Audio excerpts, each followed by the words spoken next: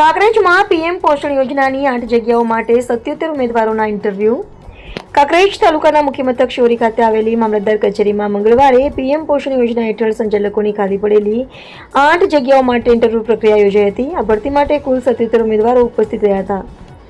મળતી માહિતી મુજબ તાલુકા મામલતદાર ગૌતમ દરજી દ્વારા રાનેર કેન્દ્ર નંબર 13 4 108 ઉચરપી 128 બેણાવાસ ઉંમર 143 માનપુર શી 157 ગંગાપુરા થળી 160 ધનેરા 165 અને પાદળી ક્ષેત્રવાસ 117 કેન્દ્ર માટે ભરતીની જાહેરાત કરવામાં આવી હતી. ભરતી પ્રક્રિયામાં રાનેર કેન્દ્ર માટે સૌથી વધુ 31 ઉમેદવારોએ અરજી નોંધાવી હતી. રાનેર ગામના મહેશભાઈ જોશી અને એડવોકેટ આરડી દરજીના જણાવ્યા મુજબ ગામમાં શિક્ષણ પ્રત્યેની જાગૃતિને કારણે મોટી સંખ્યામાં લોકોએ સંચાલક તરીકે ઉમેદવારી નોંધાવી છે.